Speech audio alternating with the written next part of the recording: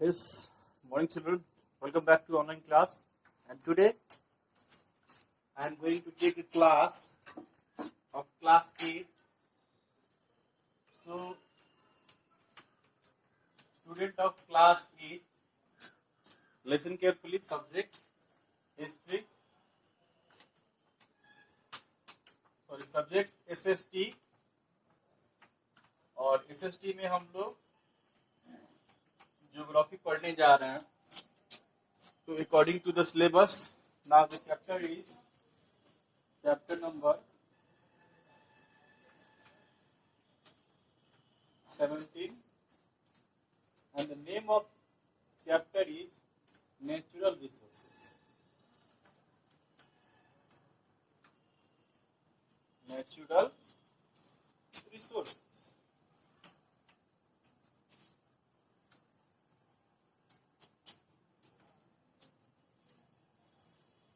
As the name is already written here, the natural resources. This means a type of a resources, a type of a things which is obtained by naturally. यानी कि nature जिन चीजों को हमें देता है, जिन चीजों का प्रयोग करते हैं, आज इसी के बारे में हम लोग पढ़ाई करने जा रहे हैं. And generally the natural resources is a type of a resources that humans use and animals also use, like natural vegetation. मेरा अपना वाइल्ड लाइफ हो गया. तो वाइल्ड लाइफ में क्या देखते हैं, हमारा प्लांट लाइफ भी एक है, फ्लोरा और फौना जिसको बोलते हैं. एक प्लांट स्पीसीज होता है और एक एनिमल स्पीसीज होता है. तो प्लांट स्पीसीज और animal species both are the resources of natural, जिसको हम लोग क्या करते हैं, यूज भी करते हैं. प्लांट को भी हम लोग यूज कर लेते हैं खाने पीने में. फिर से उनसे क्या ऑक्सीजन मिलता है, हमको लकड़ियां मिलती है, फूड फल फ्लावर्स जो भी है वो मिल जाते हैं. फिर एनिमल से भी देखिए बहुत सारे जो है वो लाभ हमारे होते हैं. जो फूड चेन होता है वाइल्ड लाइफ का वो बना रहता है, उनका एक एक्वेटिक लाइफ होता है वो भी बना रहता है, उनसे हमें भोजन भी आराम से मिल जाता है. तो होल एंड सोल करने का मतलब यह है कि नेचुरल चीजों में, नेचुरल रिसोर्स की जब बात कर रहे हैं तो नेचुरल रिसोर्स में पृथ्वी पर पाए जाने वाली वह चीज जो बायोटिक हो या एबायोटिक हो. बायोटिक एबायोटिक इसलिए बोले हैं क्योंकि बायोटिक कंपोनेंट क्या हो गया हमारा, जो नेचुरल से बनता है, और एबायोटिक कंपोनेंट क्या हो गया, मतलब non living things. Non living things में हमारा क्या आ गया, वाटर आ गया, सनलाइट आ गया, माउंटेन आ गया, हिल्स आ गया, ये सब क्या आ गया, एबायोटिक कंपोनेंट आ गया. वैसे ही हमारा बायोटिक कंपोनेंट में क्या आ जाएगा, प्लांट्स वगैरह है, ये सभी आ जाएंगे, हम ह्यूमंस आ जाएंगे, ये सभी जो है फ्लावर फ्रूट्स, ये सभी चीजें जो है वो आ जाएंगे. यानी कि जीवित चीजें जो है वह सभी क्या होती है, वो बायोटिक कंपोनेंट में आती है. चलिए आज का जो फर्स्ट हमारा जो टॉपिक है वो है हमारा natural resources. Natural resources.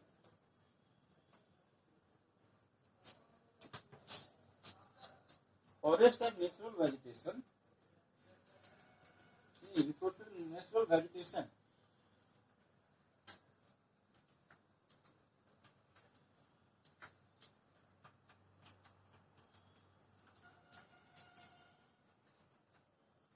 Forest are the natural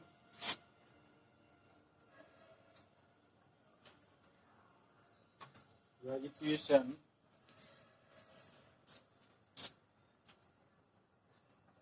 that cover the land surface. ठीक है, the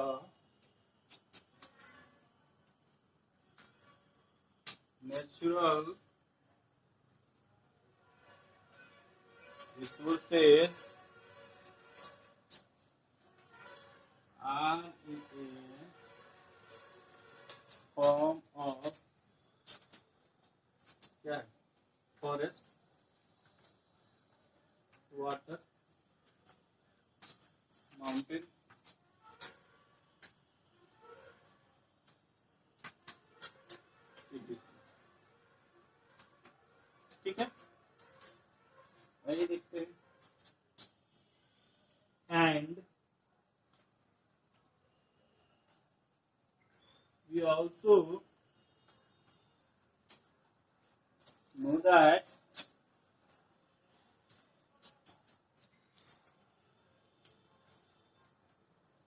plants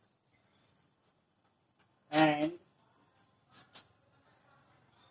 trees that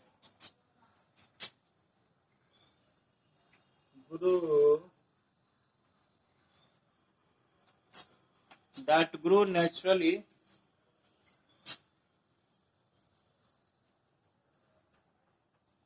without the help of humans is natural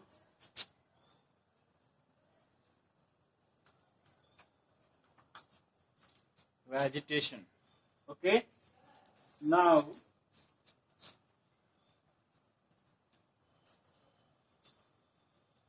at present most of the remaining original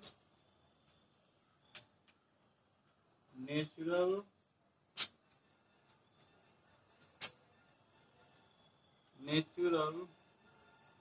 vegetation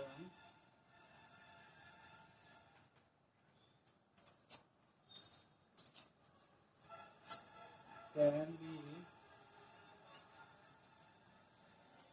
seen only in equatorial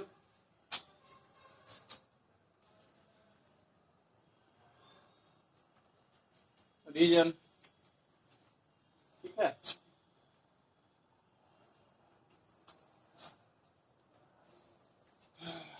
so then let us have a look natural vegetation. Natural vegetation आखिरकार हम लोग कहते किसको है और इस natural vegetation की क्या क्या हमें जरूरत पड़ती है. ठीक है, देखिए नेचुरल वेजिटेशन क्या होता है. देखिए forest are the natural vegetation that cover a land surface. Forest यानी जंगल.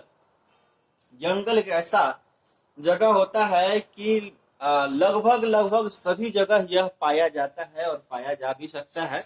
ये ऐसा इसलिए होता है क्योंकि हर जगह का अपना अपना जो है वह क्लाइमेट होता है, हर जगह के अपने क्षेत्र होते हैं, अपनी जलवायु होती है, जिसके कारण ये नेचुरल वेजिटेशन यानी जंगल जो है और जंगल में रहने वाले जो जीव हैं वो काफी प्रभावित होते हैं उस जगह की जलवायु से.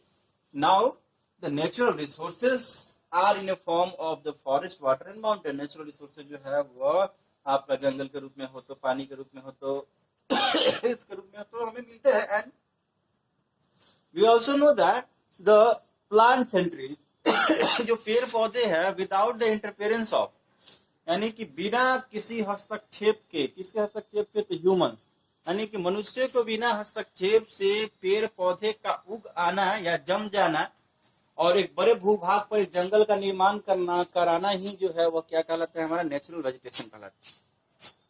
ठीक है, जरा सोचिए कि अगर एक बहुत बड़ा गार्डन हमारे घर के बगल में बन जाए और वो गार्डन जो है बहुत ही खूबसूरत हो और साथ ही उसमें बहुत तरह के जो है वो गेंदे का फूल हो, रोज का फूल हो तो उसको हम नेचुरल वेजिटेशन नहीं कर सकते. नेचुरल वेजिटेशन इसलिए नहीं कर सकते क्योंकि किसी न किसी आदमी ने ही उस गार्डन को बनाया हुआ है.